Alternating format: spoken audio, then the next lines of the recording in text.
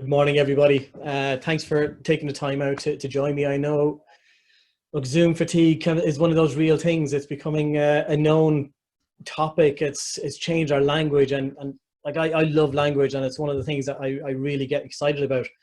But you have the Zoom mullet, Zoom fatigue, Zoom timeout. So one of the interesting things that's coming out of that is eye contact. So with Zoom, people feel they've been watched the whole time, and they get eye contact tiredness. So in case you find yourself after 3 or 4 hours of a Zoom meeting, you're getting tired, it's allowed, it's normal. And speaking of normal, by God, haven't we got a really different approach now? So our normal now is keeping distance. And even within that itself, some of the words that are being used within it have a very, very different impact. And if you think about that yourself, social distancing and physical distancing, they've been used in the same terminology, but have a very different impact on the person. Another one which I find very, very interesting is shielding, which they use in the UK, and in Ireland we use cocooning. Same deliverable, same output, but a completely different impact on how you feel and how it senses for you. And I like what Aldi have done recently as well, is recognizing the challenge we have of distance, and it's their new tagline is apart but never closer. I think that's really, really where we are today, apart but never closer. So I'm a big fan of interaction. I'm a big fan of people talking. I'm a big fan of people communicating. So today I'm going to be doing some slides every so often, but I want everybody to interact. So pop your information in the chat, and what I'll do at the end then is combine all that and add it to the slide deck as well. And if you have comments, observations, anything you want to say, just pop it in there. And I suppose start off with a thumbs up. How is everybody feeling today? Like I'm feeling pretty good, but then again, I'm on this side of the camera, so it's important for me to feel good because you reflect on that as well. But how is everybody feeling? How's everybody getting on? A couple of thumbs up there, which is brilliant. What I'm going to go through today is just to talk about impact. And this came from a talk I did with local enterprise office in the area of social media and the impact the words have that sometimes we don't consider.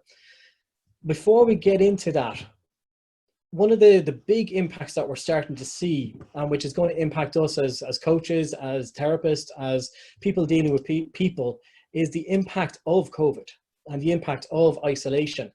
And I don't know if you've seen this, but this has popped up from the Central Statistics Office there last week on the actual impact this is having on our society. Big one for me, 26.5% feeling lonely, 37.5% negatively financially impacted. Like, they're really, really, really big impacts. And they have a really important consideration in what we do and how we do it. And if I look beyond that, this has come out of America, and it's a breakdown of 2 studies, one from McKinsey and one from Qualtrics. And as you can see, anxiety, depressed, anxious but not depressed, these have all increased over the last number of weeks as a result of what's happened with this pandemic. And what's really interesting is the language that people are using now is not, I'm feeling depressed, I'm feeling anxious. They're using language like, I don't feel right. I feel a little bit strange. I don't feel my usual self. So it's going to be important to be able to take on that new, I don't like using the phrase new normal, but that new description and that new explanation that people are going to have. And something that I've picked up on, particularly with people who are trying to describe how they feel, mental health as a word seems to be dropping down and mental awareness is coming up. And what I've found through talking to people is when they're talking about mental health, they're talking about other people. And when they're talking about mental awareness, they're talking about themselves. I'm becoming more aware of how I am. And this is something that we're all going to be impacted on. We're all going to be considering and looking at as we go forward. Because no different than a laptop that a lot of us may be using at the moment, which is plugged in the whole time. In September, there's going to be a big sale on laptop batteries when we plug them out and all of a sudden the battery doesn't last. In the same way, as humans, if we're plugged in all the time, we're not getting that chance to actually build up a bit of resilience and to build up a bit of consideration, and that can have a big impact on us as well. So when we look at the word pandemic and we look at what pandemic means and how a pandemic impacts us, like the big stuff that happens is the words. Like pandemic, it's pretty scary. It brings fear. It brings a lot of that kind of negative emotion and negative impact into us. And that triggers the vagal system. So it puts us into the fight, flight, or freeze. So what I'd like to do, if it's okay with you, now that we've stopped talking about the pandemic and the tough side of things, I want to just take 2 minutes, just settle with yourselves, or just do a little bit of a box breathing exercise. I don't know if everybody has done box breathing or done breathing exercise before, but it's extremely powerful. And box breathing is something that's used by high performance athletes and by high performing military teams as well, like the SEALs and the Irish Army Rangers as well, just to get themselves into the right zone. Okay, and it's essentially you're going to breathe in for 4 seconds, hold it for 4 seconds, breathe out for 4 seconds, and hold it for 4 seconds. So we're just going to do about 5 or 6 cycles of that, just to settle the body down, get out of any fight, flight, or fight feelings we may be having, get into a nice, relaxed, open state, so we can actually start working and start taking things on board. Because as you know yourself, when you're in a state of fight, flight, or freeze, it's reptilian mind that's operating, not allowing the thinking mind to take over. So it just is more challenging, that one. So you want to close your eyes or just put a gaze ahead of you. I'm going to breathe in, nice and deep. Hold. Breathe out fully. Hold. I'm breathing in, 2, 3, 4, and hold. Breathe out. And hold. Breathe in. Holding. Breathe out. Holding. And breathe in nice and deep. Fill your lungs. Hold. And breathe out fully. And we start breathing normally. So I use that quite regularly just to reset myself, just to get myself in right frame of mind to be able to do something. And it's a very good way of just quickly hitting that reset button. So impact and resilience, they're very impactful areas, and resilience is one of those topics that a lot of people have different approaches of it. So across the room, anybody want to offer an explanation of resilience, or what they understand of resilience? You can unmute your mic as you want there if you want. Like for me, resilience is fall 8 times, get up 9. It's staying in the fight. It's staying the course. It's seeing the tough and getting it all the way through. Some great ones coming through there. The ability to bounce back, bouncing back, exactly. And the interesting thing about resilience is built by experience tough times. Can it be built? Can it be improved? Absolutely. And that's one of the big things that I'm working on in a number of clients at the moment, is how to build their resilience. And here is five things that have come from science. This is based from study from Berkeley of how to build resilience in 5 simple ways. So change the narrative. So change what you're saying, both to yourself and to others. Change the words you use, and that's what we're going to cover in a bit later on. Self-compassion. Face your fears. Meditation. And cultivating forgiveness. And I'll add another one into that as well, which has popped up over the last while, which I found very, very helpful, which is routine. Again, keeping a routine can help develop that resilience because it facilitates all of those individual items.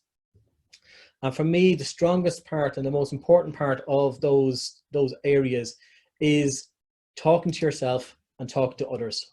The voice we have within our head can be really, really impactful and talks an awful lot more than we do with our words. If you think about it yourself, when you want to do something, your decisions come from whether you're allowing yourself to do it. And there's a phrase that came from Arsene Wenger, which I came across when prepping for this. It was really, really on point. You can lose confidence in seconds and can take months to get it back. And if you think about it, there may have been a time that you can think back on where somebody used particular words, maybe inappropriately delivered or inappropriately used, and might have knocked you back. Or on the flip side of that, lifted you up. So as we talk about words, language and communication is the what and the how. So language is your system of communication. It's a particular style, and your communication is a process, and it gives understanding. And again, within the communication side, you have your words, you have your expressions, you have your non-verbals, and the language itself. COVID and what we're going through at the moment is impacting all of that, because how we're communicating is very, very different. Have you thought about the words you're using over the last 62 days? Because they have been quite interesting. I noticed I'm using more soft words purposely. So what I'm going to do now is I'm going to ask you to go into breakout rooms. I'm going to break you into breakout rooms. And there's two questions I want you to consider. And this is an opportunity for you to self-reflect, get to know each other as well, because what I love about these webinars that the guys in Kinch Lyons offer, it's an opportunity to network with some people as well. So what words have you been using over the last 62 days? And has your communication style changed? Okay. One thing that I'm very, very mindful of is habit forming. I think habits are the super sauce that a lot of people overlook. And where we are at the moment is we've had 62 days of forming new habits in relation to our communication styles, because we've lost a lot of face-to-face interaction, because we're communicating through video, we're communicating through phone, a lot of other things like that. So I want you just to take a few minutes now in groups just to think about how has your communication style changed, and what words have you noticed yourself using in the last 62 days, both for you and for others. So I'm going to break into rooms, about 6 or 7 people per room, about 10 minutes, and I'll give you 1 minute warming when we're coming back. You get a pop-up to say the breakout room you want to go into, just click OK, and you'll go into there from there.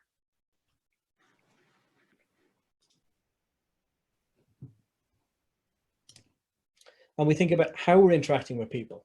We have to think about who's in that conversation. So in that conversation, when you have 2 people, looks very simple, 2 people involved, but you have to consider, when you're looking at it from a SCARF perspective, looking at it from a neuroscience perspective, looking at it from a communication perspective, you have the brain, the body, and the other person. So there's more than one thing in there, because the brain might be thinking something, the body has a habit of how it does it, how it carries it out, and the other person is understanding how it impacts, and that goes back and forwards. And that's why words are such a powerful part of what we do, is those words make that interaction positive or not a nice experience. So some of the key trigger words that I've come across, and I find them very, very powerful. A lot of you may know them already, because it's a patriarchal word. It's a word mom and dad uses. Don't do that. Why not? Because. So your brain, when it hears because, it just stops. It's not going to argue anymore. Don't. And don't is one I love, because I use it quite a lot, particularly with my 2 kids. And this comes from the study which talked about the white elephant, where people were told to think about a white elephant, and another group were told, don't think of a white elephant. They thought about the white elephant twice as much as the people who were told don't. So if you want somebody to change their behavior, you can use that in a good or a not so good way.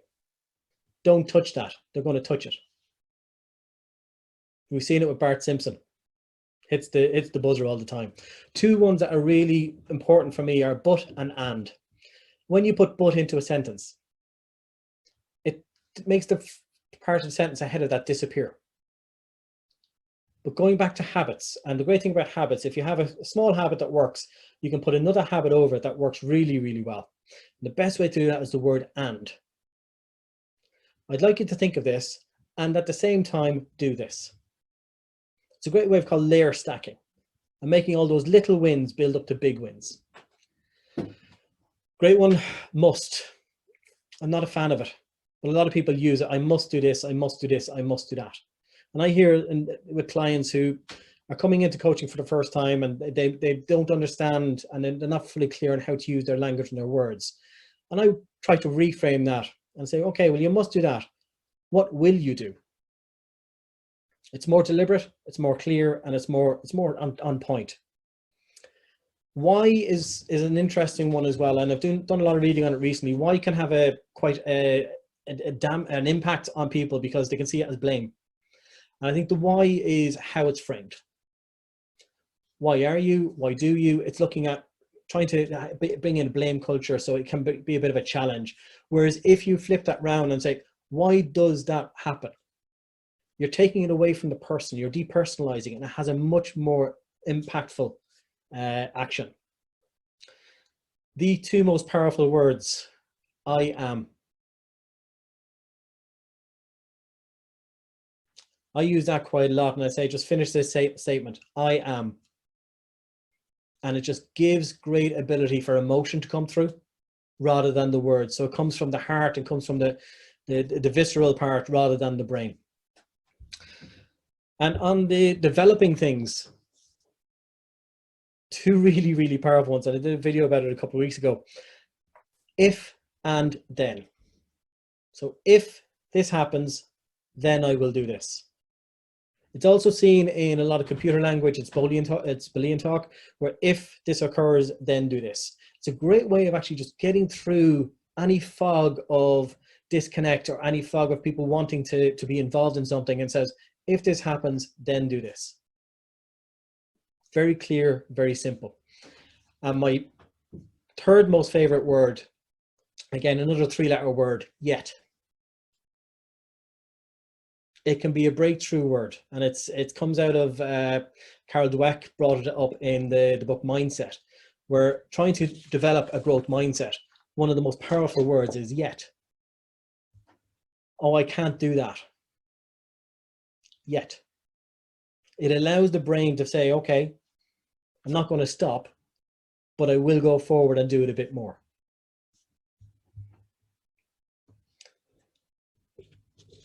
If you think about all those things and think about all those words and the words you've been using so far, just pop into the comment. What is the one word that really resonates with you, that you've come across, or that we've covered today? Is there one word that would really sit home with you, or you've really taken a lot on board with? Yet, yeah, it's one that I love. It's like a secret sauce. You kind of go, oh, that was so simple. And again, it goes back to language being a habit, and then don't coming in there as well. If we've not used yet as a habitual word in the past, we're now able to give our clients, give ourselves that little bit of extra help to get beyond the block that may be in front of us. There's two things that I love. I'm going to share them with you. Dolphins and turtles. Dolphins and turtles came from a client interaction where, again, it's something that happens quite regularly, where we actually know the language we want to use, and clients are trying to explain things. It can be quite difficult for them if they haven't used the vocabulary, or they're not being exposed to a lexicon that we would be using quite regularly. This client was trying to figure out where they were feeling, and I said, well, look, let's go down and let's break this down. And what animals will we say we are when we're in this situation where we're feeling actually in a shell, or when we feel agile and about? And the dolphin and the turtle came out of that. So the dolphin is, when somebody's hit with adversity, the dolphin's agile, it communicates, it's in a pod, it's looking around, it's not staying forward, it's moving, it's fast. The turtle, when hit with adversity, goes into itself and waits for the adversity to pass. And this came across when people were looking at how am I handling the COVID scenario and this lockup that we're involved in, and to change my business and everything that's happening with my business as well. And what I've loved and what I've experienced with a number of people is what we're experiencing today with technology. Technology is allowing people who would naturally be comfortable as a turtle act as dolphins.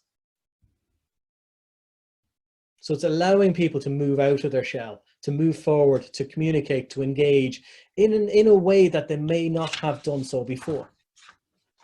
So my consideration at the moment, and what I've said to a lot of people, be more turtle. No, be more dolphin. Absolutely. We may be cocooning, we may be sheltering, we may be waiting in hibernation for things to go on again, but we have probably the best opportunity to be more dolphin using technology. I'm going to give you something that I was hit with last week. Imagine if this happened 10 years ago.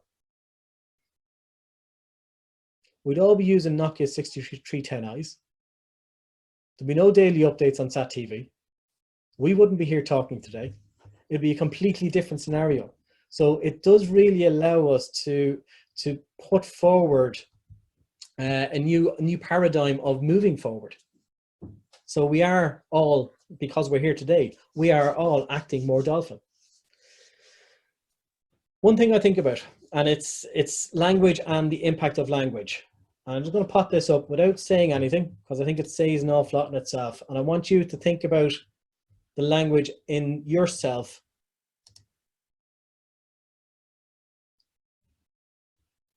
When I is replaced by we, illness becomes wellness.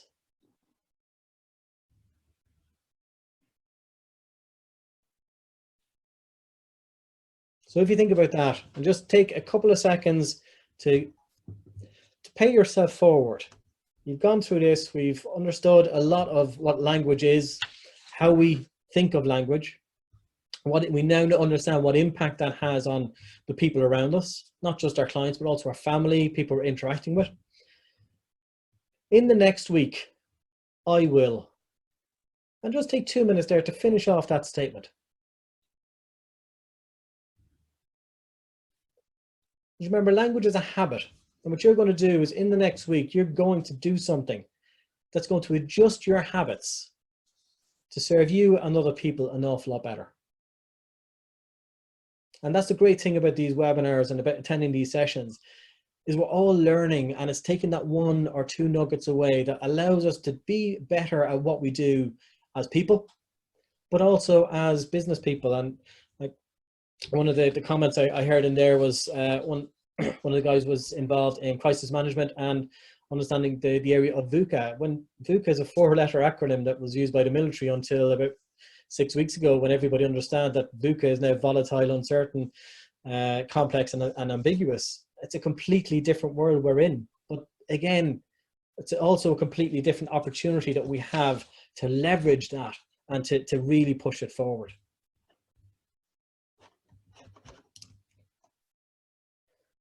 So in review, and I'm conscious that I want to keep it close to our 45 minutes because I don't want to take too much more of anybody else's time. So you may be going on to other Zooms or whatever. But in review, there's 5 steps to build resilience. Remember your scarf. When you're involving yourself with clients, don't be afraid to do clear and early contracting now, taking on board new digital technologies that we have and how things may or may interact. Start with you, because you have a huge impact, and your language has a huge impact on how other people are interacting with you and what impact you have with them. And the most important one for me, because it's really allowed me to be a lot more kind to myself, is you are not working from home. You're at home during a crisis trying to work.